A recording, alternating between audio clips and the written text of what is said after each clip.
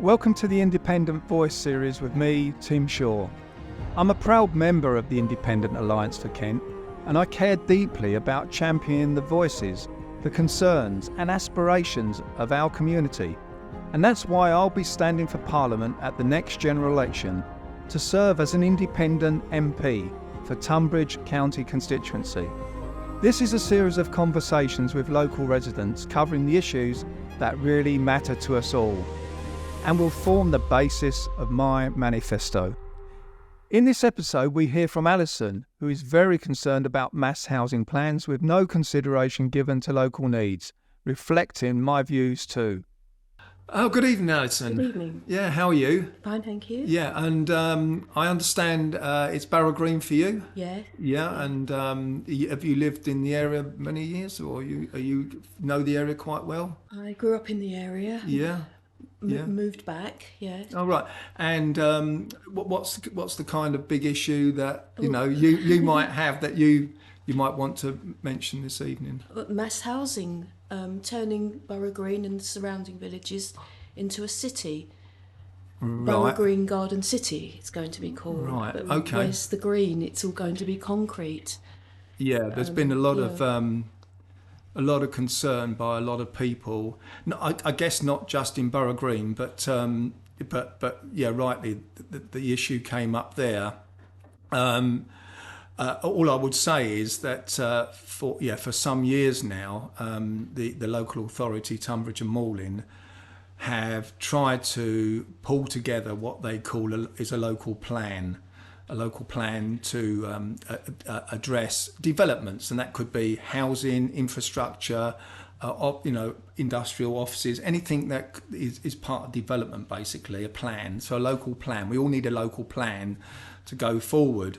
And in there is it's what Tunbridge and Malling have really suffered from is the UK government out of Whitehall putting really unrealistic housing targets on these local authorities, and it's not just Tunbridge and Malling. It's Sevenoaks, but in particular the southeast.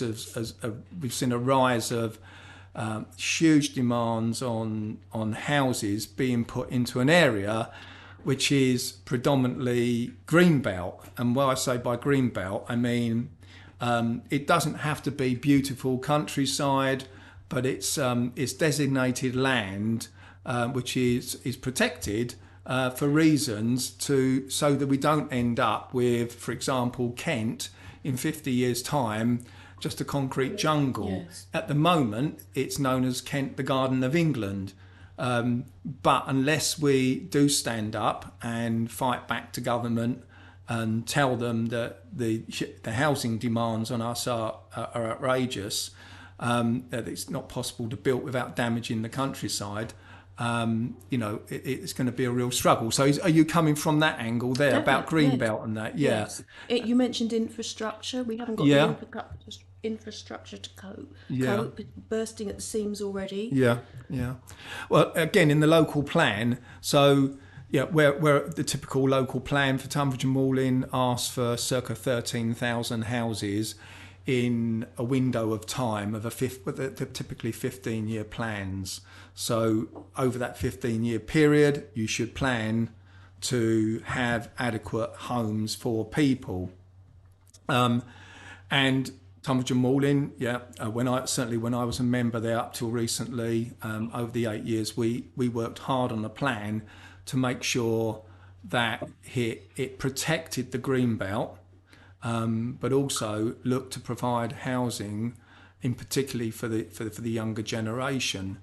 The problem we had at the time was that there were mass housing developments that were going to go into this local plan, which would have caused serious issues for many local people, in particular yourselves at Barrow Green there.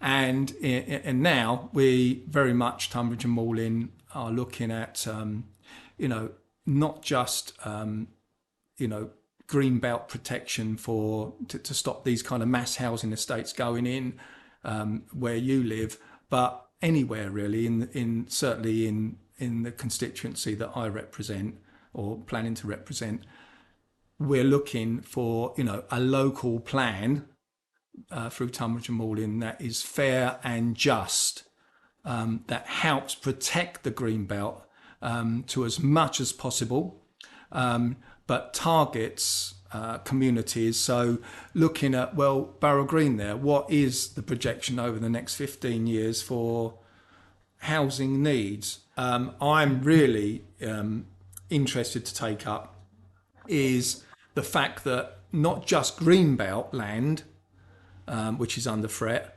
but using the available brownfield land that's available. And in the UK, again, we have circa 1 million homes opportunities on brownfield land. So that's land that could be used without damaging any countryside or greenbelt, but again, poorly managed by the government. So 1 million brownfield sites, 400,000 empty homes, and also, startling as it might seem, 400,000 planning applications already approved by local authorities, but homes never built.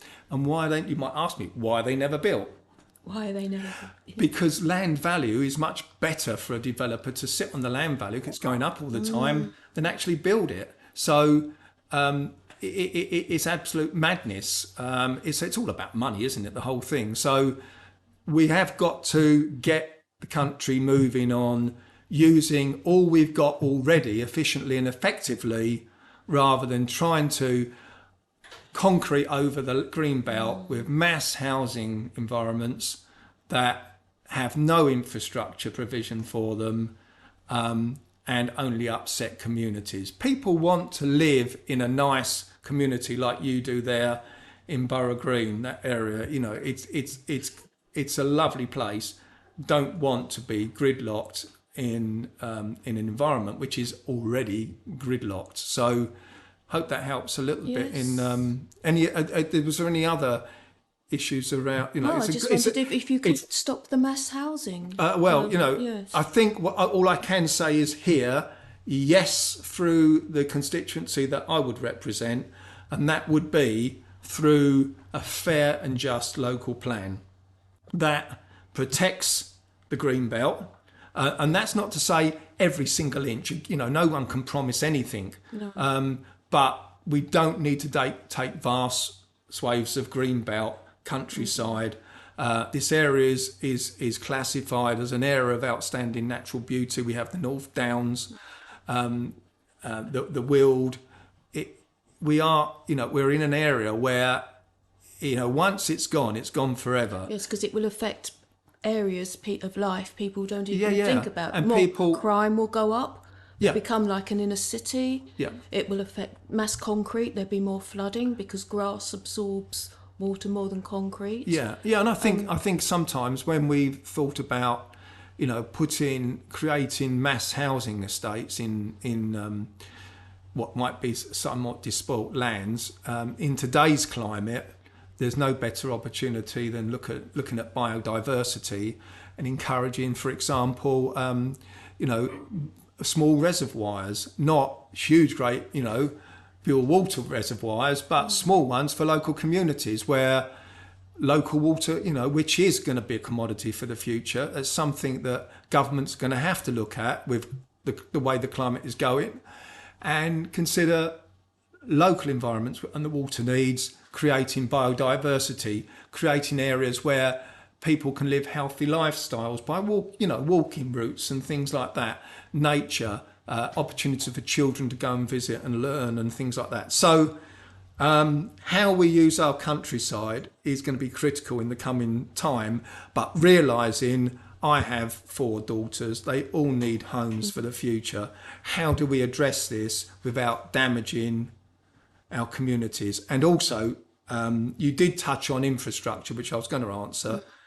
I've heard politicians at the highest level say, once the houses go in, don't worry, I'll fight for you on infrastructure. That's far too late. It's the wrong way round. Yes. And kids at school are learning this now, that you've got to have infrastructure, services, water, sewage, So many of the communities are suffering Victorian drainage systems. So you've got to have all proper water facilities and infrastructure, highways, trains, public services, buses to support housing. You can't just put housing in.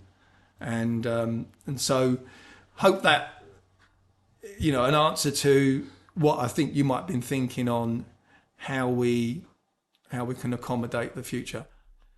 So I hope you enjoyed this episode of The Independent Voice with me, Tim Shaw. Please do look me up on Facebook and Instagram so we can continue the conversation, because I want to know what you think too.